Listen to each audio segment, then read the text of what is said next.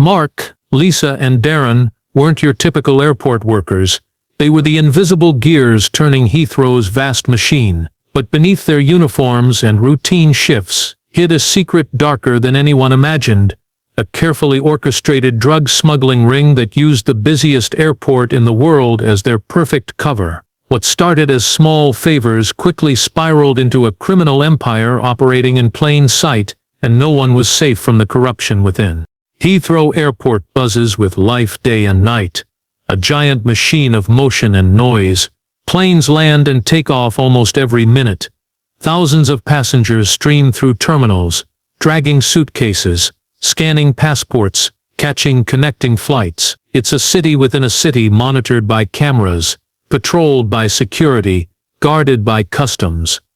On the surface it seems impenetrable, but underneath the polished floors and controlled chaos, a darker reality was forming. Among the staff who kept the airport running were the overlooked, the baggage handlers, the cleaners, the security staff working long shifts, often invisible to the passengers they served. They moved behind the scenes, knew every hallway, every restricted door, every blind spot the cameras missed. Most were honest workers, but a few saw something else in the daily routine, a loophole, an opportunity. It began with a missing suitcase. It wasn't reported lost. It hadn't been checked in. And yet, it moved through the system like all the others. It was never found by a passenger. It vanished as quietly as it arrived. Security dismissed it as a glitch, but for those watching carefully, it was a test, and it had worked.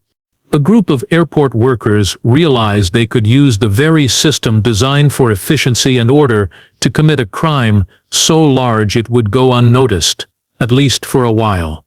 They weren't smugglers in the traditional sense. They didn't cross borders or hide drugs in suitcases themselves. They didn't need to. Heathrow did the moving for them. All they had to do was insert the right package at the right time, and the airport would do the rest. Their plan was simple, yet brilliant. Use unclaimed luggage, clone ID cards, manipulate flight records, hide the drugs in plain sight. With dozens of flights landing every hour and thousands of bags circulating through conveyor belts and carousels, no one would think twice. After all, who suspects the airport staff? It was the perfect cover, hidden in the busiest place in Britain, and no one saw it coming. At first the operation seemed like a handful of opportunistic choices, rather than a planned conspiracy. A lone baggage handler slipped a small sealed package into the bowels of the system. Another worker left an untagged case in a staff corridor. A cleaner moved an odd box behind a service door. These acts were small and isolated, easy to dismiss. But patterns emerged. The same names showed up on shift lists. When flights with certain cargo arrived, specific trolleys repeatedly carried unclaimed luggage that later disappeared. Access logs revealed keycards used at odd hours. It became clear this was not random. It was an inside job. The ring recruited from the people who knew the airport best. New hires with few connections. Night shift veterans who had grown used to the airport's rhythms. Staff with short-term contracts who could be bought or threatened to comply. Payment offers arrived in cash, sometimes handed over after a shift. Trust was built through favors and small tests. Move a bag here, wait in a corridor there. Those who proved reliable were given bigger tasks. Some participants handled documentation, making sure manifest lists matched false entries. Others controlled physical movement, swapping tags, holding walkways clear when required. A supervisor with authority over rosters became vital, shifting personnel to create gaps and cover for absences. The more roles they controlled, the smoother the operation ran. They exploited weaknesses in routine procedures. Certain baggage checks were automated, and rarely inspected by a human eye. Night operations had fewer managers. Contractors and temporary workers often passed through with little scrutiny. The smugglers learned the cadence of each terminal, when cameras rotated, when scanners were recalibrated, when security patrols changed. With that knowledge they choreographed shipments to minimize exposure.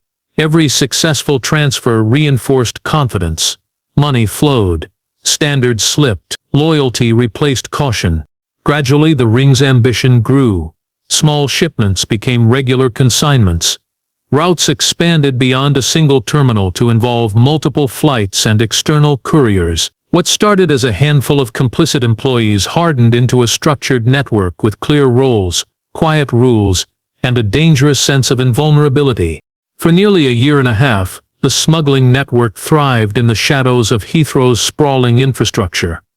Each shipment passed without interference, each payment made in cash, untraceable and clean. The airport continued to run like clockwork, unaware that beneath the surface, drugs were flowing in and out with alarming precision. The group became bold, confident that no one was watching. But cracks were beginning to form. One of the younger baggage handlers, brought into the operation just a few months prior, started to draw attention. He was careless, too eager to enjoy the spoils. Suddenly, he was arriving at work in a brand new car far beyond his pay grade. He wore designer clothes, posted photos on social media from expensive nightclubs, and bragged quietly to coworkers about side money. What he didn't know was that Heathrow's internal security monitored all staff behavior, even off-duty. His lifestyle didn't match his salary, and red flags were raised. An anonymous tip arrived at the security office. A short message claiming that something wasn't right with one of the baggage teams. The report mentioned unusual movements during the night shift, employees regularly swapping shifts without approval, and certain luggage disappearing without explanation. The tip lacked hard evidence, but it was enough to warrant quiet observation. Instead of alerting the staff, security began reviewing footage, checking logs and cross-referencing staff assignments. They found inconsistencies. Keycards used when their owners were supposedly off-duty, surveillance gaps in areas that should have been covered, and baggage records that didn't match passenger manifests. The deeper they looked, the stranger things appeared. Still, they couldn't act on suspicions alone. They needed to catch someone in the act. Airport security contacted the National Crime Agency, and a joint investigation began. What started as a hunch was becoming something much bigger. The smugglers had made a mistake, small but fatal. Their strength had always been invisibility. But now, someone was watching. And for the first time, the perfect cover was beginning to unravel. Heathrow's security response shifted from routine monitoring to silent surveillance. The National Crime Agency worked closely with the airport's internal security team to launch a covert investigation. But secrecy was crucial. If even one member of the smuggling ring suspected they were being watched, the entire operation could vanish overnight. The investigators needed to see the full scope before making a move. Without alerting staff, new high-definition cameras were installed in the most sensitive areas: baggage handling zones, cargo lifts, service corridors, and vehicle access points. These weren't the usual cameras that workers had grown used to. These were small, hidden, and operated independently from the main system. Investigators also inserted decoy bags, fitted with tracking devices, into flights known for previous suspicious activity. These test bags were closely monitored to see if they were intercepted, rerouted, or tampered with. Patterns began to emerge. Certain staff members were consistently present when test bags were moved off their expected paths. One cleaner was seen lingering near secure doors moments before another employee entered without swiping a keycard. A night shift baggage handler always seemed to be near untagged luggage, yet was never assigned to those particular belts. Meanwhile, a supervisor, who had access to staff rosters, was quietly switching team members between terminals without standard protocol. Perhaps the most alarming discovery was the manipulation of internal systems. Flights from specific countries, known drug trafficking hotspots, were being flagged in the system as having fewer bags than actually arrived. This discrepancy allowed extra luggage to slip in under false documentation. When paired with insider access to restricted zones, it created a perfect channel for smuggling without ever passing through customs. Still, the investigators couldn't act yet. They didn't just want a single arrest, they wanted the entire network. Every role had to be identified, every method fully understood. Weeks turned into months as the surveillance deepened, and the smuggling ring continued its operations unaware. But with every shift, every package, every unusual step, the noose tightened. The authorities were watching, recording and waiting for the perfect moment to strike. The silence before the storm had begun. The investigation reached a turning point when the team uncovered the existence of what they called ghost bags. These were suitcases with no recorded origin, never checked in by a passenger, not listed on any airline manifest, and completely absent from official luggage counts. Yet somehow they entered the baggage system, moved through restricted zones and vanished before reaching the carousel. These ghost bags were the smugglers' primary tool, allowing them to move drugs without ever linking a suitcase to a real traveler. One ghost bag in particular drew attention. It arrived on a flight from Accra, Ghana, during the early hours of a Monday morning, an off-peak time with minimal staff presence. The suitcase passed through multiple checkpoints, but never appeared on the arrival carousel. It simply disappeared somewhere within Terminal 3. Investigators traced its movements through the hidden cameras. It was picked up by a baggage handler who wasn't listed on the roster that night. A closer look revealed the man had used a cloned keycard belonging to a coworker who was on sick leave.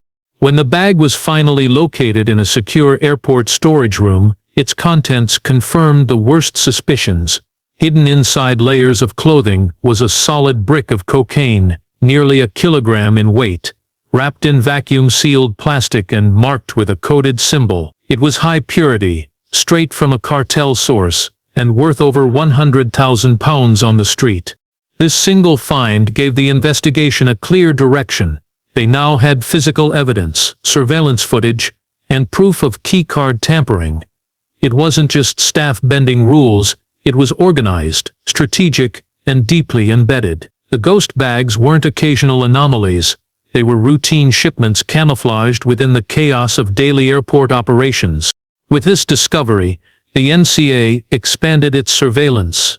They began cross-referencing flight arrivals, luggage counts, and staff logs.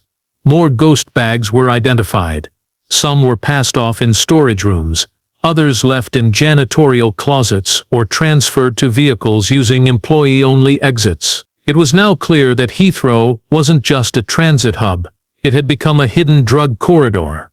The operation was larger and more dangerous than anyone had imagined. As investigators dug deeper into the logistics of the smuggling ring, a surprising group emerged as a central link in the operation: the night cleaning crew. On the surface, their role seemed mundane: polishing floors, emptying bins, and tidying terminals after waves of passengers had moved through. But behind the scenes, a small group of cleaners played a critical part in the movement of illegal cargo. Their uniforms gave them unrestricted access to nearly every corner of the airport, and their presence at odd hours never raised suspicion. It started with routine footage analysis. One cleaner was seen entering a maintenance closet with an empty trolley and exiting minutes later with a sealed suitcase that hadn't passed through standard baggage checks. Another was clocking highway, right under everyone's nose. With the network structure coming into focus, the National Crime Agency launched the next phase of their investigation, an undercover sting operation named Operation Skyfall. The goal was clear: gather irrefutable evidence, identify every key player, and take down the entire smuggling ring in one coordinated strike. To do it, they needed to go deeper than surveillance. They had to blend in. Undercover agents were quietly embedded into Heathrow's workforce. Some joined the night cleaning crews, others posed as baggage handlers or temporary security staff. These roles gave them direct access to the smuggling routes and allowed them to observe behavior up close without drawing attention. For weeks, the agents worked side by side with suspects, taking notes, identifying routines, and confirming handoffs.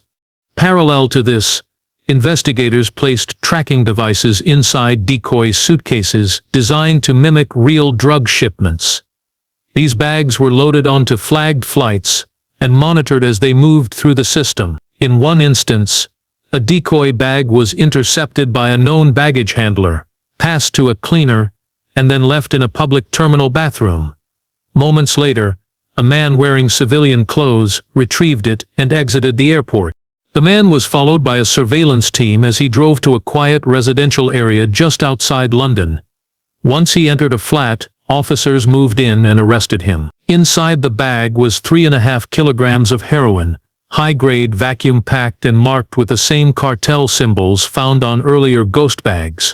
The arrest confirmed what investigators had long suspected: the smuggling ring extended beyond the airport itself. There were external couriers, distribution contacts, and possibly direct links to international trafficking networks. With this evidence, Operation Skyfall entered its final stage. Arrest plans were drawn. Simultaneous raids were scheduled. Authorities weren't just aiming for the runners, they wanted the coordinators, the insiders, and the puppet masters. The smugglers had no idea they were being watched from within their own teams. Every bag moved, every route taken, every secret door opened had been recorded and traced. After nearly 2 years of silence, the law was finally ready to strike, and the fallout would shake Heathrow to its core. The morning after the courier's arrest, investigators moved swiftly.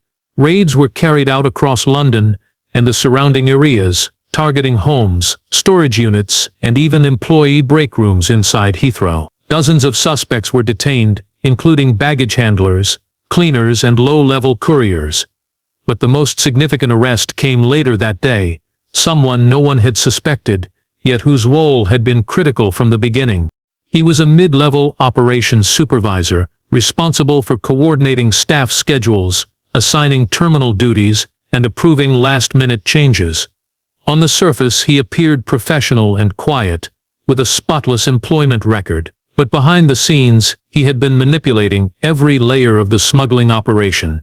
Without ever touching the drugs himself, he had orchestrated who worked where and when, ensuring trusted members of the ring were in place when shipments arrived. When a ghost bag needed to pass through a certain terminal, he adjusted rosters. When a courier required a clear path out of the building, he rerouted security patrols. At his home in a quiet West London suburb, investigators found encrypted phones, ledgers with coded transactions, stacks of unregistered SIM cards, and £400,000 in cash hidden behind insulation in the attic. There were also several fake passports, and a loaded pistol hidden beneath a floorboard, items that made it clear he had considered the possibility of fleeing. Interviews with arrested staff confirmed his role. They referred to him only by a nickname, never by his real name, and admitted they rarely spoke to him directly. Instructions were passed down through layers, keeping him insulated from the lower-level risks. He was the architect, the one who connected the dots between airport access, staff movement, and incoming shipments.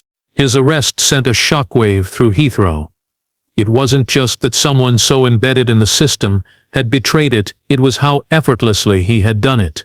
He had used legitimate authority to cover illegal operations, blending criminal strategy with corporate structure. The operation had survived for so long because it had a leader who understood how to exploit order, not chaos. The real mastermind wasn't hiding in the shadows. He was hiding in plain sight. The trial that followed became one of the most closely watched criminal cases in recent British history. The courtroom was packed with journalists, legal experts, and families of those involved. The prosecution presented a mountain of evidence: surveillance footage showing illicit handoffs, detailed logs of cloned keycards, phone records revealing encrypted messages between ring members, and bank statements tracking unexplained deposits into employees' accounts. The physical evidence was equally damning: over 50 kilograms of Class A drugs seized during multiple raids, hidden in ghost bags and secret compartments throughout Heathrow. Witnesses called by the prosecution included former employees who had turned informants, describing the carefully orchestrated system of smuggling from inside the airport. They testified about how roles were divided, the use of fake rosters, and the supervisor's control over staff assignments. The story painted a vivid picture of a well-oiled machine, camouflaged by the everyday hustle of Heathrow's operations. Despite the overwhelming evidence, all 6 accused pleaded not guilty. They claimed they had no knowledge of the drugs or involvement in any criminal activity. The defense argued that the security lapses were the result of systemic failures within the airport, not personal wrongdoing. They tried to shift blame onto rogue employees and questioned the validity of the surveillance methods. But the jury was unconvinced. The links between the accused and the smuggling activities were too clear, too consistent. Fingerprints were found on packages. Phone conversations matched the timeline of drug movements. Financial records showed patterns of unexplained wealth. The scale of the operation was undeniable. After several weeks of deliberation, 5 of the 6 defendants were found guilty on multiple charges, including conspiracy to import drugs, money laundering, and corruption. Sentences ranged from 10 to 25 years in prison. One defendant disappeared while out on bail and remains at large, a reminder that not all threads had been fully severed. The trial exposed the vulnerabilities within one of the world's busiest airports, and sent a strong message about the dangers of insider corruption. It also revealed how easily trust could be exploited, turning everyday workers into unwilling pawns or willing conspirators in a vast criminal enterprise. After the verdicts were announced, and the courtroom emptied, Heathrow Airport faced a reckoning unlike any before. Scandal had shaken public confidence and exposed serious weaknesses in security protocols that many had assumed were foolproof. The airport's management launched a comprehensive internal review, determined to rebuild trust and prevent anything like this from happening again. The review examined every step of the smuggling operation, identifying how gaps in oversight had been exploited. Employee background checks were overhauled and made more rigorous. Biometric ID systems replaced outdated keycard access, limiting who could enter restricted areas. Staffing patterns were scrutinized with extra supervision added during vulnerable night shifts. Surveillance technology was upgraded, adding smarter analytics to detect unusual behavior in real time. But the changes went beyond equipment and policies. Heathrow also invested heavily in staff training, focusing on ethical standards, reporting suspicious activity, and fostering a culture of accountability. Anonymous whistleblower channels were strengthened, giving employees safe ways to raise concerns without fear of retaliation. The airport realized that technology alone couldn't stop corruption. It required vigilance from every individual. Despite these efforts, the shadow of the smuggling ring lingered. Investigators believed the Heathrow case was only one branch of a much larger network spanning multiple airports and countries. Some of the masterminds had yet to be caught. Law enforcement continued monitoring international flights and financial trails, hoping to dismantle the broader syndicate. Passengers returning to Heathrow noticed subtle differences, more frequent security checks, unfamiliar faces among staff, and occasional delays as new procedures took effect. Yet beneath the surface, a powerful message had been sent. No place, no matter how secure, is immune to corruption if trust is broken from within. The terminal's polished floors and bustling gates now carry a weight of vigilance, a reminder that crime can thrive anywhere, even in the busiest airport in the world. And while Heathrow moves forward, the echoes of betrayal serve as a constant warning. Some shadows never fully disappear.